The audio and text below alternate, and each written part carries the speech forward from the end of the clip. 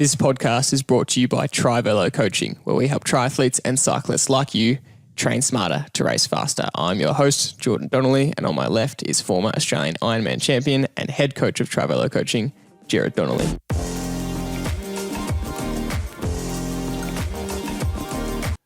Welcome back to another episode. We are so excited to talk everything Olympics today because honestly, we tried to think of potentially a different topic, but we just can't stop talking about the Olympics and everything that it brings. And every single day there's new stories, there's new triumphs, there's new challenges, there's new lows.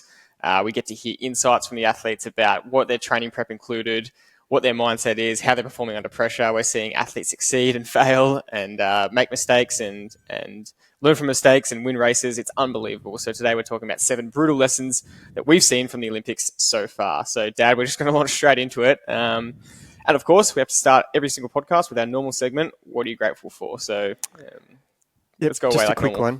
Just a quick one. Look, I don't want to dwell on this, but I'm just so grateful for the messages and the emails and the texts and the support that I've been given over the last month has been overwhelming. It's almost humbling. I've had some emotional periods where it's some of the messages have actually made me cry. To be fair, it's just been people have been incredibly generous with their kind words, and I just want to thank everybody for the support I've got. So so I really appreciate it. I second that.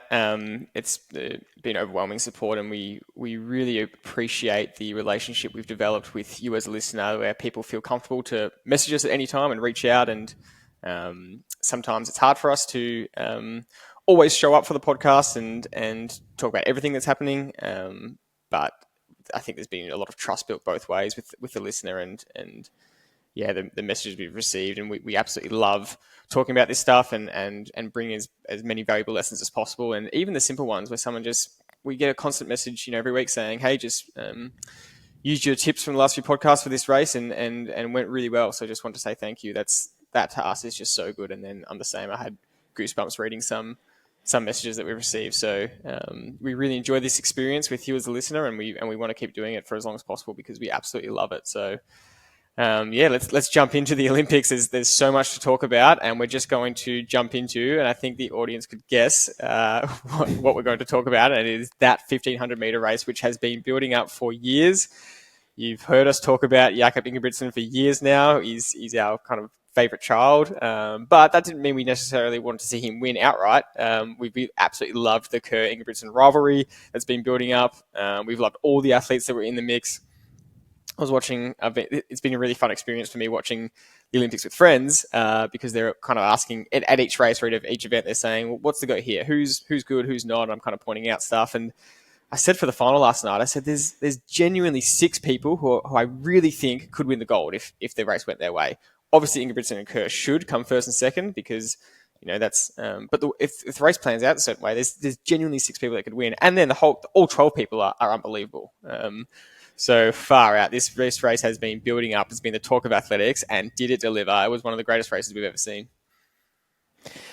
There's so much to unpack here. And look, George, you won't remember, but athletics has some great rivalries over the Olympic generation. And I can still remember so excited to see Sebastian Coe and Ovett lining up 2 athletes from the one country who were world record Olympic champions in their sport, and one was good at the 800 and one was a little bit better at the 1500, and it was just one of the 2 races, the 800 and 1500, these guys both did, and waiting to see what was going to happen, and I think the world champion won the wrong race, and the other world champion won the other race, so they swapped. One was an Olympic champion in the 800 and he became world champion in the 1500, and it was just like that. It was like who was going to win, and they were just leaps and bounds ahead of the rest of the field. So it was always a 2-man race, and it was, and they lifted athletics so much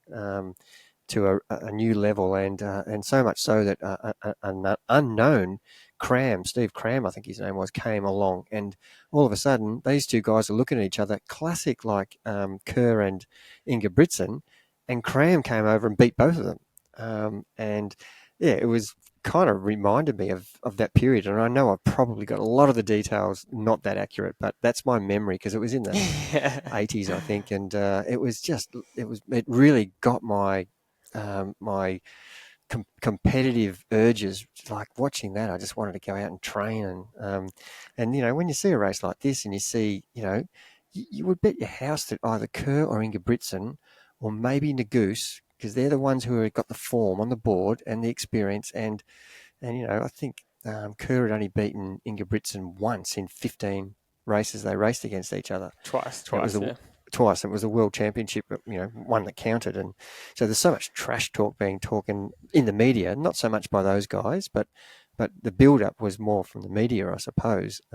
They were saying some certain things about, we'll see, and let the race, let the race show who's the best, and lo and behold, you've got Cole coming from from nowhere and upstaging both of them, and it was a great race, and there's a lot to unpack about it, and I want to give my spin on it, but it was brilliant to watch. And I will correct that a little bit. I think it seems like I made this point in a video where they kind of play it off like they're not rivals and that they like each other, but the little comments that they keep saying keep really showing differently, and the actions that they do show differently, and the comments that they say have kept escalating. And I think people haven't realized that they've actually said some pretty nasty things to each other that they said outright, but because it's been a slow build over the years. But in the last year, I think Ingebrigtsen said things like, Kerr's just the next guy to come along and try, and he won't be the last. And Kerr has said himself that Jakob is arrogant and is attention seeking and thinks too much of himself, and he's just a pacemaker. So they really have exchanged blows up to the Olympics. Up to this Olympics, it's been pretty clear that they really don't like each other, and that's the classic tale. Is everyone's looking at them and they're looking at each other, and I think the metaphor of Cole Hocker not just winning, but winning up the inside when they're looking at each other on the outside was just absolutely hilarious. So the gun goes off. Cannot wait to see who's going to go to the front, because in a final, who possibly takes the front? It's crazy every single time who's going to lead, and then sure enough, Jakob in the first 150 meters does what he doesn't normally do. He ran the first 150 and 200 faster than he normally ever runs his first 200. I think that was mistake number one. He normally takes the first 150 to 300 to get to the front, and he did this a little bit different. We saw at the back end how much that hurt him, but he went to the front and just said, I'm going to set a world record pace. And if they can hang on, because I'm the quickest here for that speed, I've got the best PB. If they can hang on for world record pace, then so be it. He went through in 51.8 the first 400, bang on world record pace, and then you weren't happy with how the rest of the race unfolded after that. Yeah, you've said a lot of very good things that make it such an intriguing race, and tactics comes into it. Look, Ingebrigtsen tried to make it a time trial, and I think that was a good tactic because that's kind of how he's won so many races. But he tried to make it a time trial from the very first 10 metres. He went to the front and he ran 3 full laps plus 3/4. And he's not done that in any of his events. He's always, as you said, either run the first 300 or 400 metres where he hasn't actually lactated hardly at all. He's literally 15 metres behind the front guy. And it's been so much of a joke that he's been 5 metres off the back sometimes in the first 200 or 300 metres. And so the other guys are all running a pace that they think they can sustain, and he's actually taking it easy. And so he's actually implemented a strategy and a tactic that he's not done in hardly any event that he's ever done in a championship level or a Golden League, Diamond League, sorry. He's overcorrected, hey? Yeah, and I think he's tried to time trial for the full event instead of doing his normal tactic of, go to the front, but imagine the pace that he could do if he jogged. I don't mean jog. Ran a very controlled first 300 or 400 metres, and then threw in 2 3/4 laps at 54 instead of running 3 3/4 laps at 56.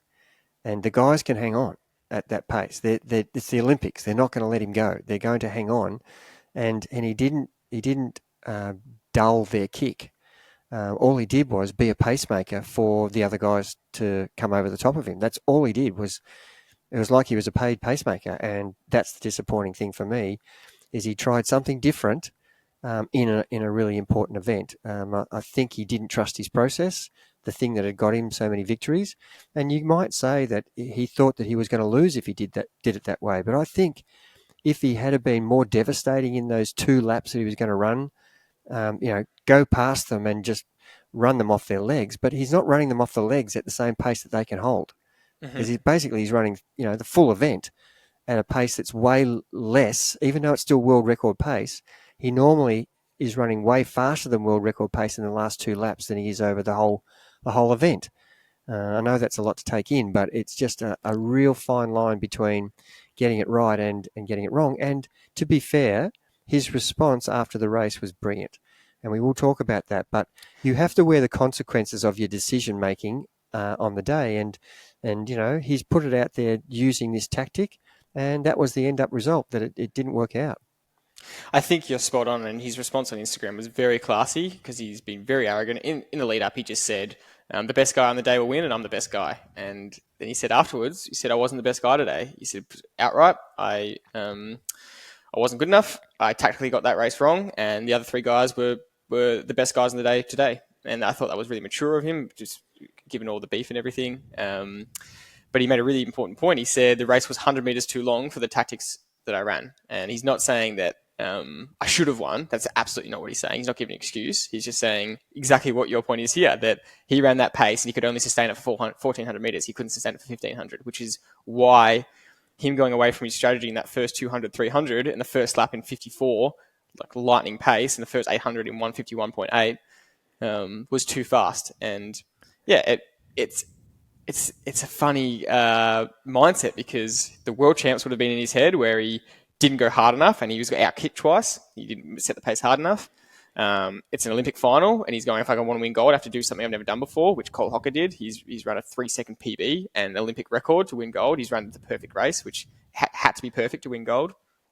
But he's overcorrected, I think, and just summarising exactly what you're saying. And the word is overcorrection for sure. Yeah, and look, he was basically a pacemaker, so he put it in the hands of the other guys. If you're good enough to come over the top of me, then you deserve to win. And that's the tactic he imposed on the race. And you just forget that at those championship levels, people are going to do extraordinary things. And you're setting yourself up for failure if you think you can run the legs off of the best athletes in the world. I think that's something that he may get a different perspective, and you learn some lessons from it for sure. Hard to watch, because 3 weeks ago he ran 3:26.7, the fastest time in the world in decades, and so he's just kind of, you can see it. He said, well, I can run this pace and I'm going to do it, and but no one not else that is close way, to me. Jordy. He ran that 3:26 with an easier first 300. Exactly. So that's that. His So next to see him two run and a half. Yeah. His next 2.5 laps were way faster than he did in that race yesterday. So to see him run a 3:28.3, a second and a half slower than his PB, is just so frustrating, and he will just be devastated by that. And 3 championship races he's lost now in a row, 2 world champs and Olympics. That is just infuriating. He's got the 5K coming up today, and I do believe that his 5K is a stronger event than his 1,500. He's just got such good strength in the 5K, but there are some absolutely elite runners in there, again, that are purely focused on the 5K. It's hard to back up 3 1,500s and then run a 5K. So he's done it before at championship events, but very interesting. He has done it before. He definitely has done it before, and he's so angry last time that he was not going to lose that 5K. But his confidence will be a little bit shattered, I think. Yeah. But, it's happened to him again. This is the third time. Oh, God, So, maybe he will come out and just blow them away with the right tactics. So there's a lot to learn for us everyday athletes about getting the tactics right. And, even at that elite level where this is the best guy in the world, and it says a lot about no one is guaranteed a victory. And if you think that that's the case in any event you're doing, I can't beat, I'm against Ingebrigtsen. How am I going to beat him? Well, if you went in with that tactic, you're never going to beat him. But you have to believe. And, Cole Hooker the belief was there, and he almost didn't actually win the race because Ingebrigtsen blocked him on the inside, and then he got another chance to have another go at him 50 metres from the finish. And anything tactically he did well was a poor decision to be on the inside, because he risked not being able to get through. If Ingebrigtsen hadn't moved, he was not going to get through. So, lots of things can happen. Yeah, in terms of the top three, I think Nagoose he's always second or third. He's just always there. That was the prediction, and he ran an unbelievable last 200. Got overtaken by Cole at the 200 to go mark, and that was kind of the check that just put him back a little bit. But brilliant by Cole. Kerr ran his perfect race. He did exactly what he needed to do. He was watching Ingebrigtsen. He was strong enough to come over him. That was the gold medal. That was his gold medal plan. He just didn't plan for the fact that Hocker would be stronger in the last 200. And he put a very classy message out there on Instagram. And he said, if I'm going to make a silver medal in that kind of race with that kind of performance from Cole Hocker, that was so perfect, he said, I can live with that. And that just makes me hungry for more. So super disappointing for him. Yeah, it is disappointing. And I think as age groupers, we've got to learn those lessons about the post analysis that these guys are. And I know some of it might be they're putting up a brave front, but they they have to think like this. Otherwise, they would never do another race, because Exactly. the fear factor of losing.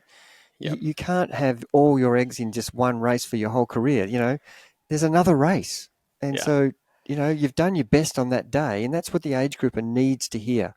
You do your best on the day, you execute well or bad, it doesn't matter. You've just done as well as you can, and you learn from it, and you try to do better next time. And, don't be defined by one race. And if the Olympic level athletes aren't being defined by one race, then why would an age grouper think like that? You've got to stop thinking like that, and there's always going to be another day. And for them to say that when it's an Olympic race, it comes around once every 4 years that they've put the last 4 years of work into to get a gold medal, especially Kerr. He just wanted that more than anything. If he's able to say that, then we can definitely say it. So, but also, Jordy, think about the fact that Ingebrigtsen and Kerr may not be at the next Olympics. They may be past their time. That could have been their only chance to ever be a 1,500 metre Olympic champion. So not only are we saying there's always another race, but there might not be another Olympic race for these guys. There'll be more world titles for them. There'll be more, Diamond League races. There'll be more races for them to be in. But that's the measure of a guy who can admit that there were better guys on the day, and I didn't get it quite right, or I actually gave my best and I did everything right and I was still not good enough, then you've got to accept that. And I would say there's very few people who did everything right and weren't good enough, but that does happen. I don't think Kerr made many mistakes.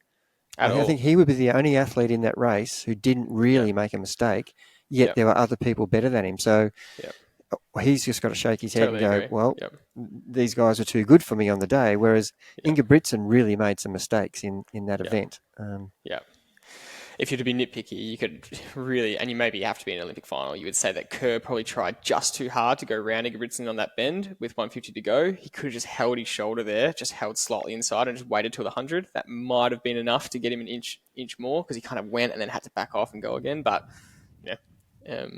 he had done that before in the World Champs where he went around him on the bend, and that worked previously. So nitpicking, but I really want to talk about Cole Hocker. I rewatched the race 6 or 7 times already, kind of watching each athlete and what they did, and he ran as almost perfect race as you could. He was in the first lap, he was 6th or 7th back, and he was literally, that put him 8, 9, 10 meters behind Ingebrigtsen. So a much more controlled first lap, and every lap he was just slowly moving up position. He was just maintaining a really, really good pace, and he made a few really key moves, especially with 250, 300 meters to go, where he saw what was happening, and when he needed to, it was as decisive as he could get, and it was, now's the time to go. And firstly, I want to talk about his prep. What has Cole Hocker been doing in his Olympic prep? He's been doing something quite different to the rest of the guys. He's been doing cross-country races. He's been doing 5-kilometer races on the track. He's been doing 10K races on the track. Absolutely wild. That is not what 1,500-meter runners do. And he has always had an elite kick since his college days. He's had the most insane kick. It's just wild how fast he can run the last 200. And now he's built the strength to stay with these guys at the whole race and then kick home like that. Just, to see him do that prep and do something a little bit different and then it pay off like this in the Olympic final and win gold is just brilliant.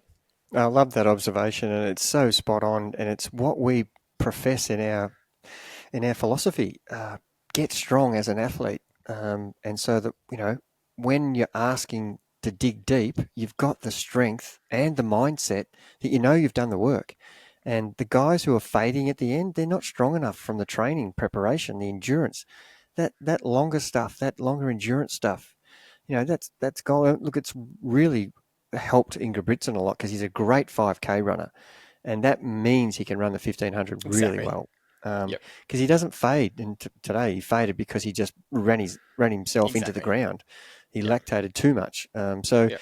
that was, that's a great example of someone who's identified that, I've got a great kick, but I can't use it because I'm too tired by the time I get to the finish of these elite races. And he's good in his, in his local area. He's winning all these races. But when he gets to the world level, then, you've got to have that strength to be able to use the kick and still be close enough.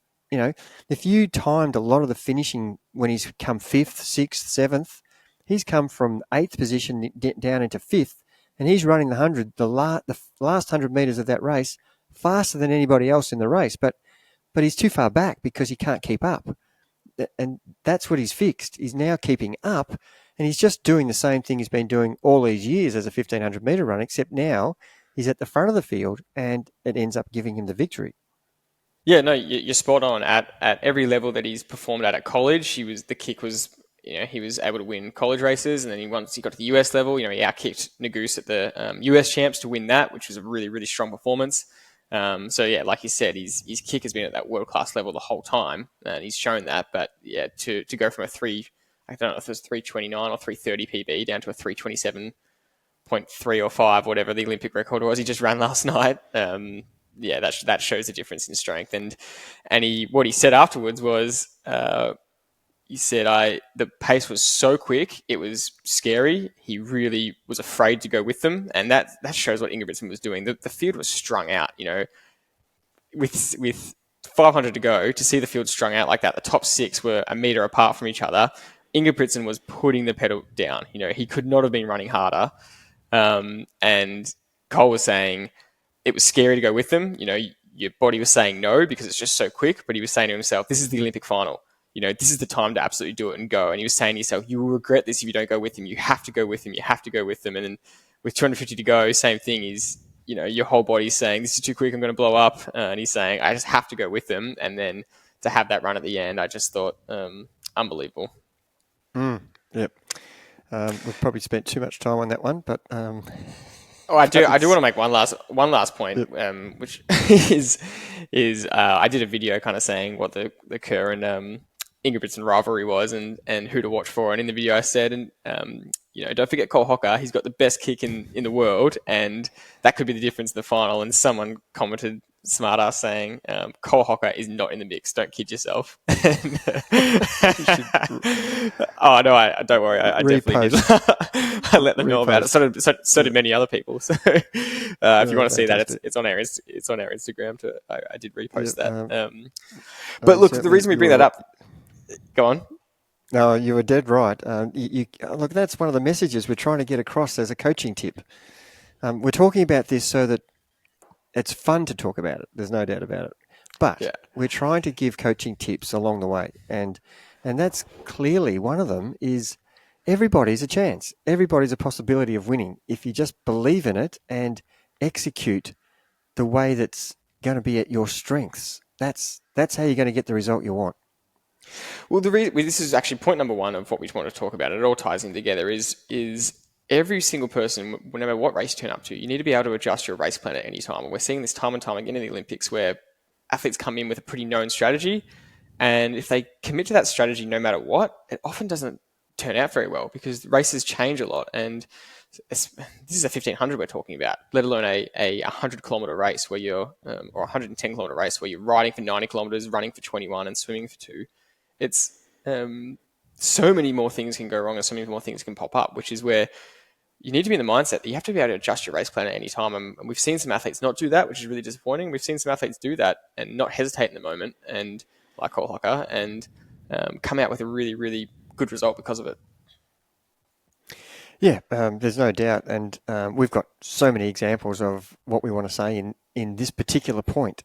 Is to you have to be able to adjust and be flexible, and you can't just have Plan A. We need to have scenario possibilities, and we're so adamant about people executing well, but in events where, for example, the Olympic triathlon. Olympic distance triathlon, it's a completely different event to a 70.3 or an Ironman where it's a time trial where you're on your own. Whereas the Olympic distance race is a bunch ride where there's drafting. And so, there's different tactics in that. There's different skill sets. There's your ability to ride in bunches, your ability to corner, accelerate out of corners, and ride a road bike. These guys are all triathletes who have grown up possibly on time trial bikes. And that's your ability to adjust to the situation you're in. And so some people don't do that so well. Some people are great at time trialing, and they'll never be good at Olympic distance races because they just don't have the skill set for the bike section of that event. The swim and the run are still time trials. That hasn't changed, but the bike is the difference. And that's a good example of why some people are quite good at that and some people will never be good at that because they just don't have the skill set. Yeah, it's really every single event we kind of spoken about so far. We spoke about the triathlon last week. This lesson kind of comes up about knowing the requirements of the race and what possibilities there are. And if we look at the okay, I mean, we spoke about Wild last week, but we do want to touch on it again because we've seen continuous rhetoric that it was a really gutsy run by him, which it was, and that he gave it all, he put it all out there, which he did. He left it all on the line, which he did. But there's still the rhetoric that it was a smart race to try and beat Yi that early. And we just can't get over the fact that we really don't want to be critical of a silver medalist at the Olympics. He's doing things that are unbelievable. He's a 13:30 5K runner. The way he's been able to train his running to get to that level fresh is unbelievable. He left no stone unturned to be able to be a better runner than Yi. But there's no doubt that him running 2:43 pace for the first 5K led to him blowing up and averaging a 3:03 pace for the second 5K. And we just want to reiterate that we talk about this example so often that for athletes that do a 70.3, if you're trying to average 200 watts and you ride 230 for the first half and 170 for the second half, yes, you've averaged 200 at the end, but you will suffer in that last part. And the way Wild suffered in that last 1K where he had a piano on his back was an exact representation of what we're talking about. Him and Yi averaged the same time for the race. He was 2 seconds slower. They both averaged 253 or whatever it was, or 255 per K. But you saw the different ways they got there and how painful that was for Wild at the end. And we don't want to harp on that too much, but we really believe that is the difference. Yeah, and look, we're not. It's coaching tactics. It's not criticism. We're trying to get coaching tactics out of it, and we've talked about Ingebrigtsen the same way. His tactic was what was wrong, not him as a person. So we're trying to establish that there's better ways to get the same result, and we've highly criticised Ingebrigtsen's result, his tactics, sorry. And so we're doing the same. Learn a lesson of if you are happy with the fact that you gave it all, and you still don't understand that if you had done another method, you might have got a different result, then you're not learning anything, I don't think. And that's the main point. Yes, we agree with all that. You did give it all. You tried your best. You are an incredible athlete. No question about any of that. But there's a better way. And if you had been slightly less gung-ho in that middle section, when you were challenged by Yi at the finish, he couldn't respond because he had lactated so much that, all he could do was try to get to the finish line ahead of third, who was coming fast as well. And so, if you're just going way outside your zone, then you can't respond. No different to watching Pogačar attack Remco on a climb. If Remco tries to go with Pogačar, he's going to lose 5 minutes. But if he stays within his limitations and tries to go just a bit outside of it, he's going to limit his losses more. This is the examples I'm giving so that when you are challenged at the end, you've still got something you can actually fight for. But when you're lactated like you can't respond. You're dead in the water. You're a sitting duck, and that's the consequences of your tactic. But if you don't actually know that that's what's happened, then that's a problem. And that is point two of the lessons that we've really seen is that how important controlling your pace and your lactate levels and your energy levels are. And again, we look at what the Olympians are doing. They're in a different scenario. They're trying to win a medal. And so they're kind of having to go out of their comfort zone a little bit. And they should be training for this, where they have to have surges. They have to practice running at this level and then having surges if necessary. But as age groupers, we don't have to do that. We just get to ride our range or run our range or swim our range the whole time. But you can see how important it is, even for the Olympians, even though this is part of race tactics, every time they do something that's slightly faster than their potential, so often it leads to a blow up. And we saw it in the 5K with Segai versus Kip Yegon. They had, if you didn't see it, they're two of the fastest women ever. They both got the two fastest times ever in the 5K, came together with 2 laps to go. Segai tried to basically run Kip Yegon off the track. They ended up almost hip and shouldering each other and almost falling.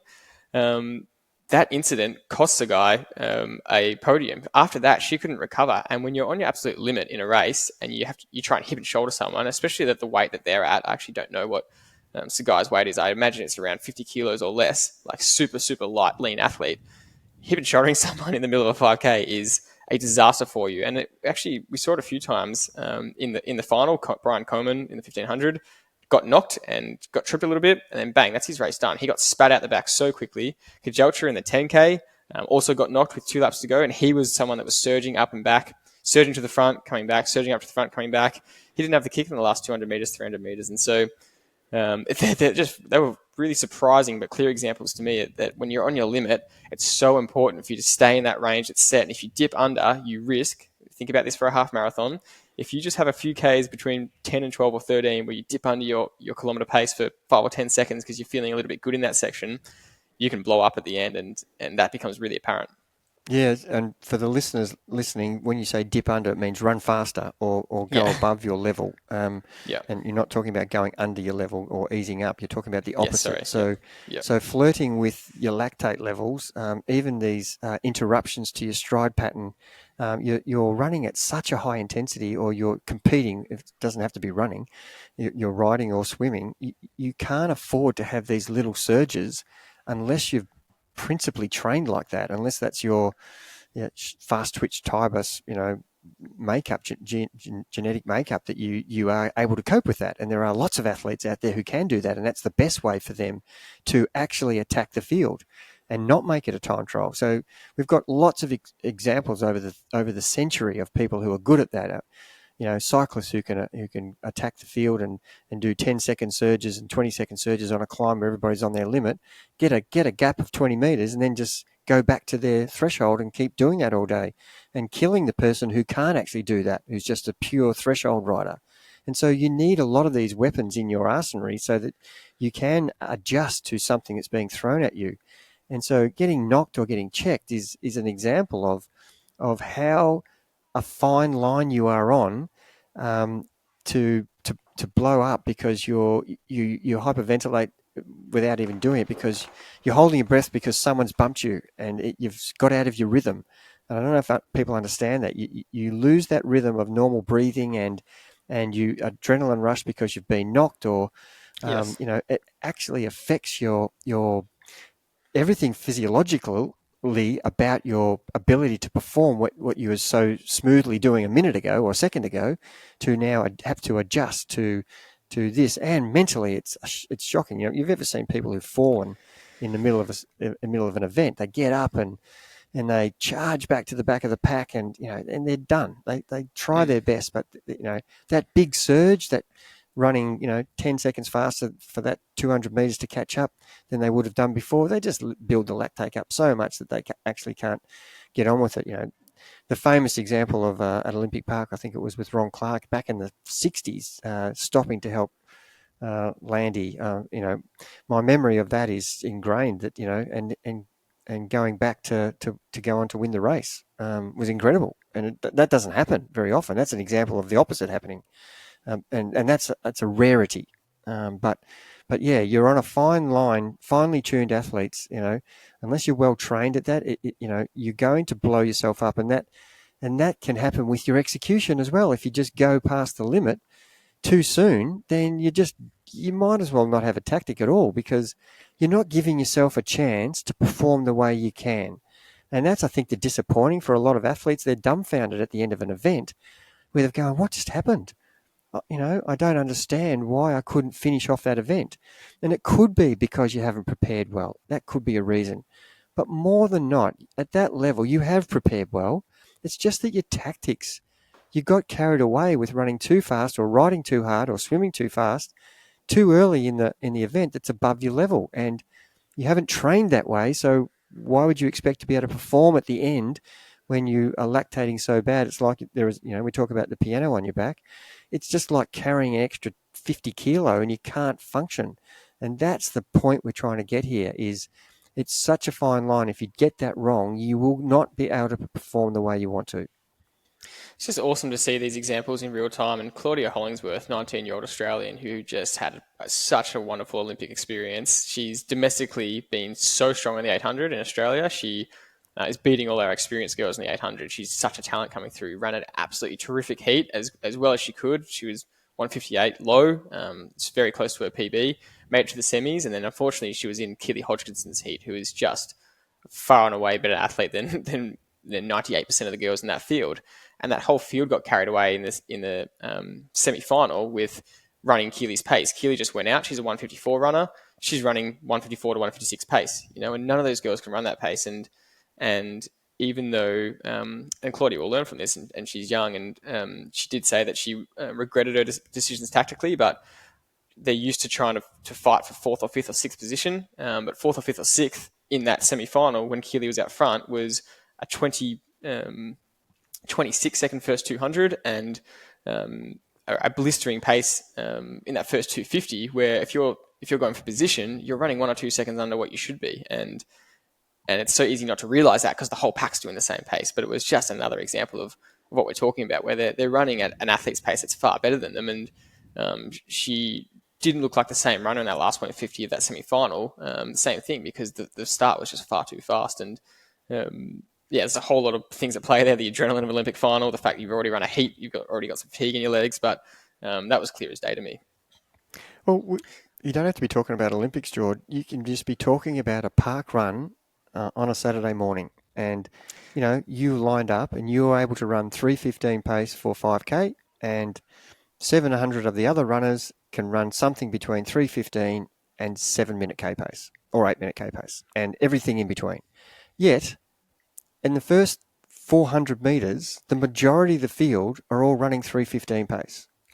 And then they progressively slow down for the rest of the 5K run. That's the mentality that we're trying to stop. And it happens at the Olympic level, and it's happening every weekend in a park run. But if people just understand that concept, even a commentator like Gerard Whateley was pleading for athletes to not blow themselves up in the first 200 of a 400 metre and not blow up in the first bend of a 200 in a 200 metre. For a commentator to actually pick up on it was, for me, it was like, far out. If he can see that that's a bad tactic, why aren't the athletes understanding this? I just Googled Sagai's weight, by the way, and she's bang on 50 kilos. And talking about a parkrun example, if you've ever run a parkrun time trial where you're trying to run as flat out as you can, and you know how tired you are at 3 to 4K, where you are on your limit, and every step is the max lactic you can handle. If someone came in and tried to bump you there, how much would that throw you off? So that is just an interesting example of what we're talking about here, that you really want to do everything in your power to stay in your range and stay at your pace, and not do anything to go over or under that to throw yourself off. And it kind of leads into the next point about staying healthy. And for someone that's super lean like Sagai and a lot of these athletes, they are on their limit weight-wise. This is just one example of that means they're at high risk of being sick. And this is something that when you're coming into race day and you're 10 days out, you need to start thinking about all these things and start checking off all these things about, there's all the things we talk about in other episodes of getting your equipment right and dialing in your sleep and nutrition and thinking about what work looks like leading up to race day. But nothing is guaranteed for race day. And getting to the line healthy is such a battle, even for Olympians. We're seeing so many Olympians get COVID and have to pull out of their event that they've worked so hard for. We're seeing Olympians get sick, which is just so unfortunate. And you want to do everything in your power to stay healthy. Paul Linden Hall tore her calf 10 days out from the event. You come in with such good preparation and then something happens where you get a muscle injury. And so it just reminds us of, you really want to do everything in your power. Things are uncontrollable for sure. Just to start really thinking about in that last period, just make the right decisions to get to the start line, because that is sometimes stops people from actually getting to do the race that they want. Yeah, and it's a tough one, isn't it? Because you don't intentionally get sick and you don't intentionally get injured. But we're just trying to make the point that you need to have that as your mindset is, look, I'm getting closer to the event that I've been training for. Oh, I can give myself the example. I've been training for the world titles at Townsville for almost, I think, 16 months now. And, who was to know that 2 weeks ago, it's only 4 weeks away, 3 weeks away now, that someone was going to say, you're not going to do that event, and that you're just going, well, that's not going to happen. I'll be fine. And they're examples of, well, you can't do that event, and you have to actually refocus yourself on something else. And so that's hard in an Olympic period where it's 4 years in between events. To have that happen to you is the worst scenario that you could possibly have. And we know that COVID was going right through the village at the Olympics, and a lot of the swimmers couldn't compete. I can't remember the 1500 metre swimmer for Australia, Pallister, I think it was, couldn't do the 1500, and she was really in great form, but that's really unfortunate, and it's a lot of the times it's just out of your control. You can do things to prevent that from happening, such as wearing masks and staying away from crowded situations where we know from COVID that that's how easily things get spread. But if you've got a child that's at childcare, good luck with that, because your child's going to go to daycare and come back with whatever's going around. And if you just can't avoid it sometimes. So it's easy for us to sit here and say, getting to the line's hard, and you've got to try and stay healthy, but you can still do a lot of things that will contribute to helping that, and you rattled them off, basically trying to sleep as much as you can. Getting the most amount of sleep possible is going to be the one thing that's going to allow you to recover, and make sure that you're not sitting on the fence between overdoing it and underdoing it. Recovery is everything, and sleep is one of the main ways that we can get our body to heal while we're sleeping. And we know that from science, that good things happen when we're asleep. And if you're not asleep for very long, it's hard for good things to happen. So you need to factor that in. And, our immune system is being stretched. We are training right at our point of tipping over that sickness or injury. So we've got to be really in tune with our body and understanding, I don't feel so good today, so don't do the session. Even though it says, my coach says this is what I should be doing, have a conversation. Or if you're getting coached by yourself, take the conservative line. Getting to the line undertrained slightly is still better than being on your knees at the start line. That's my impression.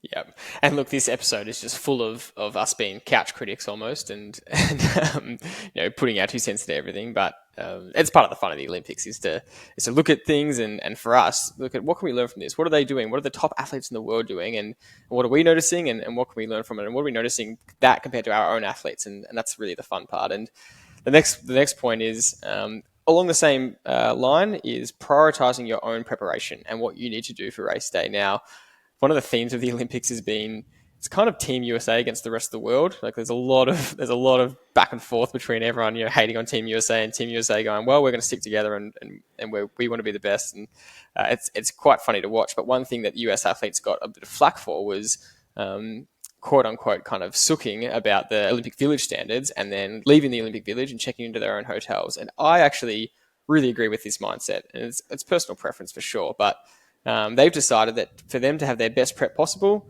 even though the Olympic Village is a great experience, they want to go put themselves in the best position to perform well. And that's getting good rest and good sleep in a proper hotel with proper food. They weren't happy with the standards for an elite athlete at the Village, and I actually commend that decision. Yeah, you want to have everything. We just spent 5 minutes talking about that. We want to have everything in your preparation to be positive. And look, the social side and the experience of being an Olympian and being in the Village would be something that you want to take, remember for the rest of your life. But you probably would remember if you succeeded in your event more than the experience of being in the Village.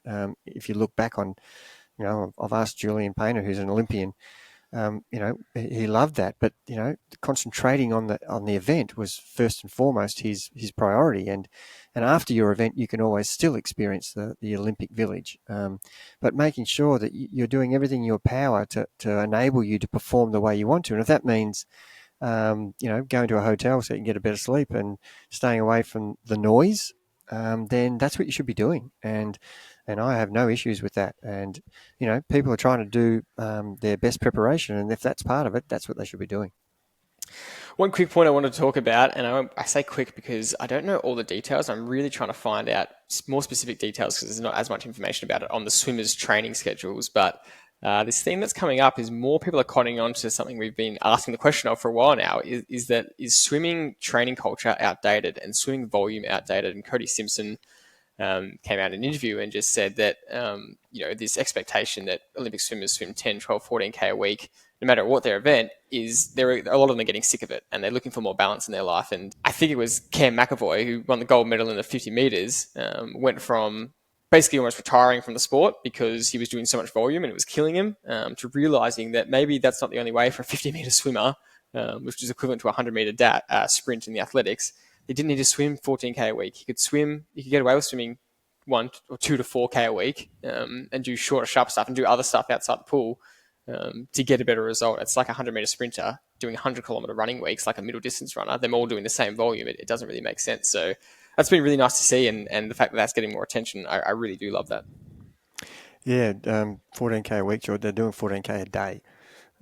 So, they're doing more than I used to run. They're swimming twice a day. And look, his event is 50 meters. And, I get it. You need to be strong as an endurance swimmer so that you can swim fast. And we push that as cyclists and runners. We want you to do endurance training. Your aerobic fitness is key. But he's just he's now the fastest. He's won the Olympic Games 50 meters sprint. He's the fastest swimmer in the world. And he used a conventional method, an unconventional method that was so much different to what the average swimmer who he was competing against. And look, it was only, millimeter difference between first, second, third, fourth, fifths. But he's the one who won. So he's done it by doing a completely different style of training, which I think is, super impressive. And I love it when people try something and break new ground. And, it's no different to the Norwegian method or, it's great because people are breaking boundaries with different methods, and one size doesn't fit all. We know that, and I love that.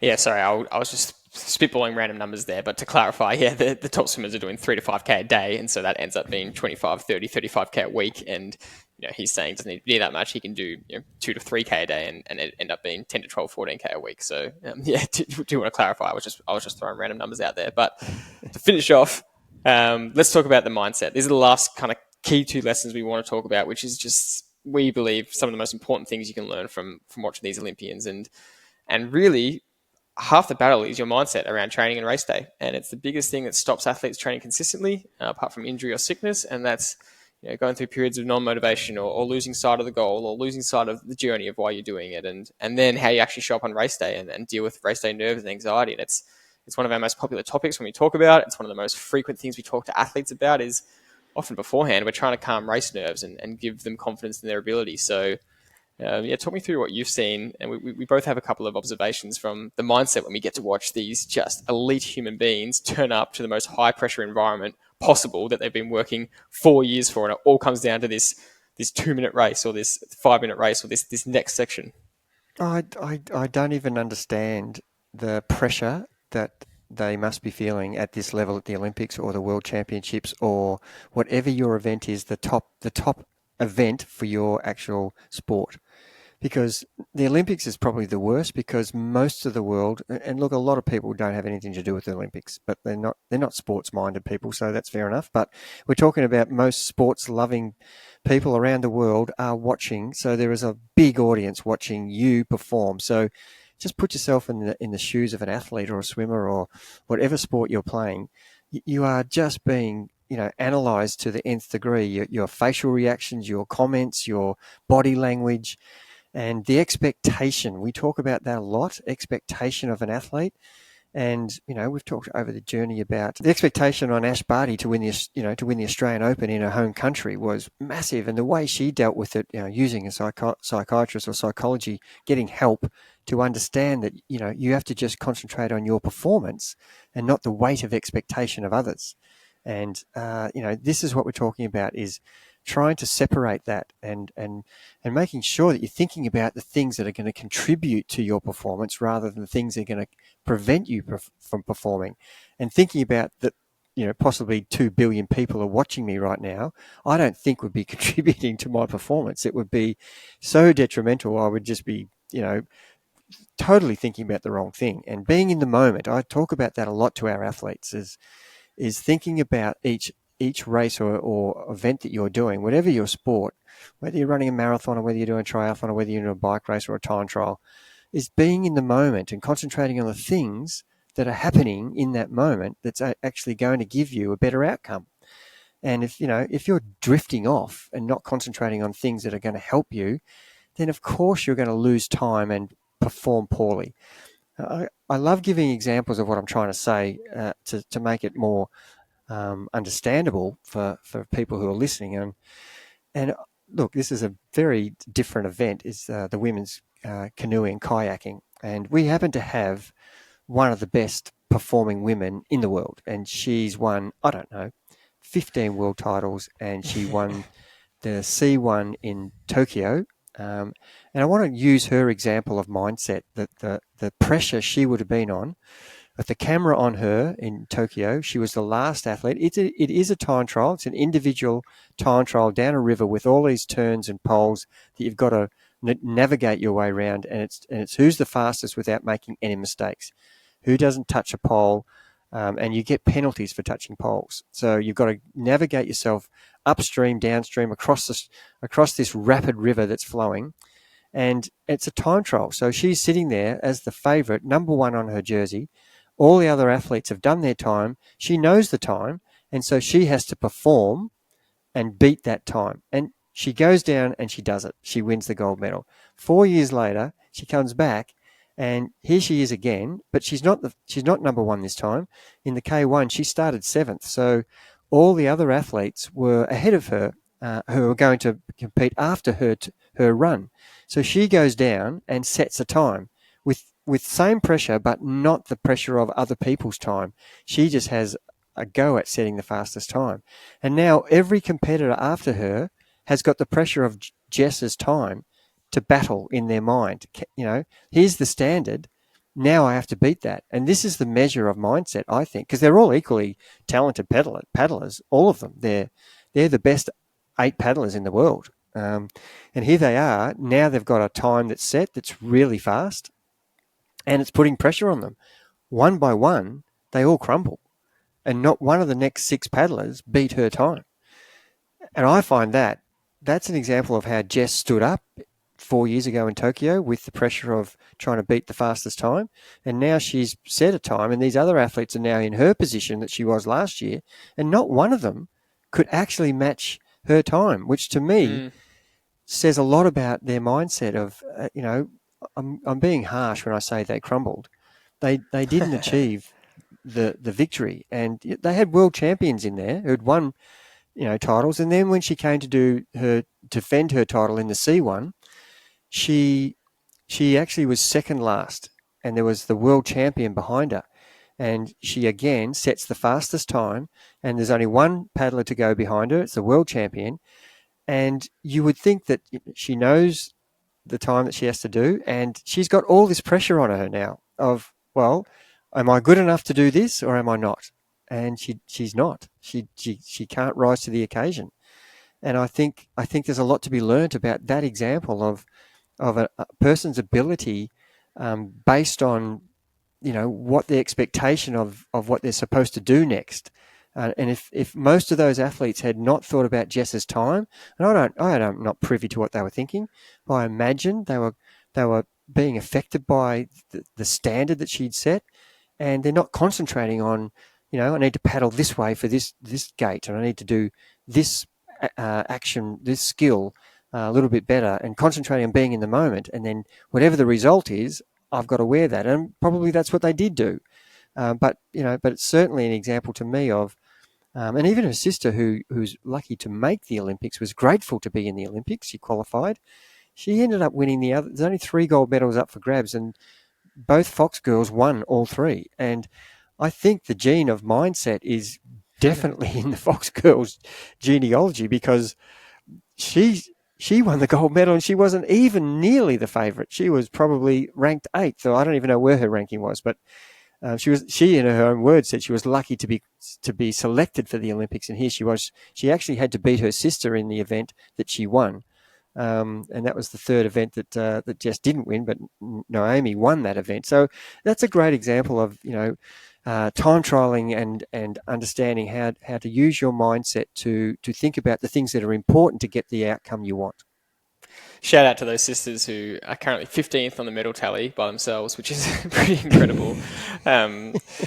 Look, I really want to talk about Keely Hodgkinson's 800 journey and race. It was just another example of this, where her mindset had to be everything. She had the talent, no doubt, but she's had the talent the last few years, and she was silver at Tokyo, silver at the World Champs 2 years in a row. And she did a great interview this year prior to the Olympics, where they asked her about her psychology and sports psychology and mindset around that. And she used to palm it off, and she's only young. She used to palm it off and say that she didn't need it, but she quickly realized how much those second places were affecting her, and that she needed a sports psychologist to help her work through that. And basically, she had the mindset that she is willing to lose, and she is able to deal with it, but also she's going to go for that gold medal like nothing else matters. Like you gave absolutely everything, and you have to hold both of those beliefs true at the same time. There can only be one winner in every race. There can only be, and for yourself, you're either going to get your result you want, your PB or your time, and execute right, or you're not.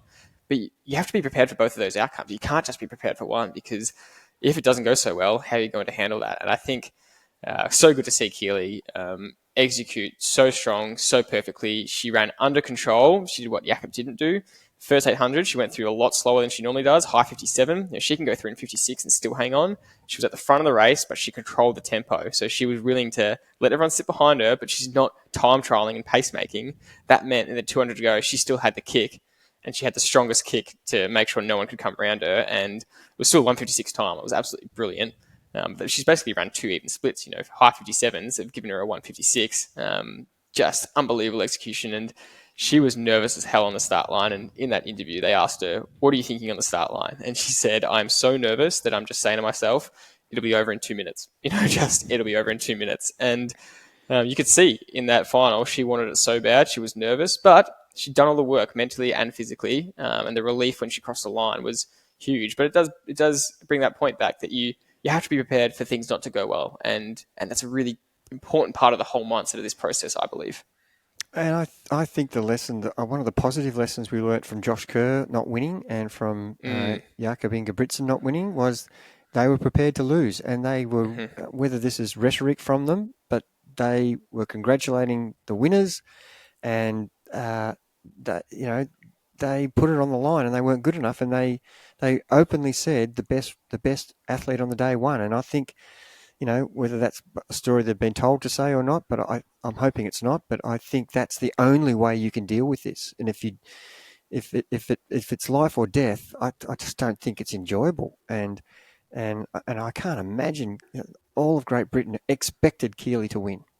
She hardly lost a race in the whole lead up. So had she lost, it would have been a shock to everybody. And I think that's hard on an athlete to have that weight of expectation on you. And it takes a special athlete to be able to cut the noise out. And I think as age groupers, if we say too much to our friends and family, we have that expectation of that on us. So sometimes, you want to have people in your corner rather than having expectation, be on the journey with you to not set yourself up for failure by saying, this is what I think I can do. And therefore everybody's going to be disappointed when you don't actually achieve that. So I'm always a believer of keeping a lot of that to myself, and maybe just to your close friend or your coach, where this is what my goals are, and not blurting that out to the world and setting yourself up for failure, and having to explain why you didn't do what you said you were going to do. I think there's a lot in that, and don't put pressure on yourself by doing that. as age groupers, it has to be fun. And Yeah. if you do a PB, that's what matters. If you improve and you actually do the performance you wanted to do on the day, that's more important than a goal target time or a position. They're all things that help, and you're happy if they happen, and they contribute to the enjoyment factor. But that's not what defines you. What defines you should be the journey of you organising yourself to get to the start line, and then to have a good day and enjoy the process. And I think that's more important. We're really honing in on Olympians here at the Yeah. highest level, and that's Yeah. their life. And Yeah. it's different to what, but we're trying to give examples of even those people making mistakes, and so it's okay for you to make mistakes as well and learn from it. That's actually what the purpose of this particular podcast that we run every week for 250 episodes. We're trying to learn lessons from our own experience and from elite performers' experience to pass on to you, so that you don't actually do the same mistakes. You shortcut all of those mistakes and have a better experience.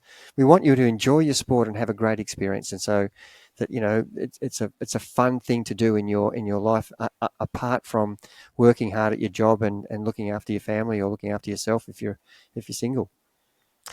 Look, I think that's such an amazing point because as an age grouper, you're going to get friends and family who really want the best for you to ask you, oh, how are you going to go? What are you aiming for? And you get to dictate and set the expectation. And that's really important to get on top of. And you actually have to think about what answer you want to give, because it's quite important, like you said, because it can mess you with your own head if you give an answer that's going to put pressure on yourself. And it's really important that you don't say, because your friends and family don't know. They don't know anything about triathlon or racing, or they're just going to go off what you tell them. So if you do something risky by saying, I want to break 5 hours for the half Ironman, we know that time's not a good thing to go off, because anything can happen that day. And then if you finish the race, you might have a great race, but your friends and family go, oh, sorry, you didn't break 5 hours because the wind was crazy that day, or the course was just messed up, Whereas if you can say to them, here's what I've trained at in training. My goal is to run at 5-minute pace to 5:15. If I'm really feeling good, I'm hoping I can run 5-minute pace. And if my plan B is that if I'm struggling and I'm not going so well, I can fall back on 5:15. And then that gives them a good indication of, at the end, they'll say, because they have no idea how you went, they'll say, what pace did you run? And you'll be able to say, 5:12. And they'll be like, oh, that's great. That was in the range you were asking for. So it's just these little things that can actually help set up your own mindset for success, I believe. And I really want to reiterate that end point you made, that this is the biggest insight that I have in this period, is that we're not Olympians and we shouldn't try to be. And I always love watching the Tour de France, the highest level racing possible, Diamond League, Olympics. It's unbelievable inspiration. And it's really cool because you watch these athletes and how much they give to their event, and you ask yourself, what if I applied myself just that little bit more? What if I took something from them and went a bit harder, and the saying is leave no stone unturned. What if I turned over a few more stones, and what if I committed just that a little bit more? You ask yourself those questions, like how could I be more like an Olympian? But you have to remember that they dedicate their lives to this moment and this period, and we're age groupers, so we can take inspiration from them, but we don't have to have the same expectations as them, and we can aim for more balance. And more importantly, we're a little bit more lucky that we get to enjoy the journey. Our results don't come to a one performance in 4 years. But like you said, if Josh Kerr, his post specifically, said that he did everything he could to win that gold medal. He said, I got silver, but the journey was worth the gold. And for him to be able to say that as an Olympian, he gave everything to the gold medal, couldn't get it, but he still enjoyed the journey and the lead up and everything that brought with it. He loved the rivalry. He loved the beef that was there. For him to say that, for me, was just awesome. And so that's a really, really important mindset I wanted to finish off with. Yeah, I couldn't agree more, and we've probably said enough on that. And I've really loved this episode because there's just so many lessons to be learnt from it. And at the end of the day, just remember, for some young people, they'll be inspired by what they see, and they end up becoming an Olympian. And that's what it's about. People setting standards for other people to be inspired by. And who's to say that someone out there listening, isn't inspired by what they see on telly, and they're the next Olympians, which is what we love about sport is the challenge, and people are up for it. And as long as it's relative to what your balance in life is around, then go for whatever you want. And as I said to many athletes, if they've asked me, do you think I can achieve this? And I say, there's no ceiling on any person in any sport. You put the ceiling on yourself, and if you're willing to do the work, then you would be super surprised how far you can go. Thanks as always for listening to another episode. That was really fun. We're really happy to be back and bringing you consistent episodes. Dad, hopefully no more blood clots will stop us. And we really enjoyed it. So we hope you enjoyed it, and we thank you for your support, and we'll see you on the next one.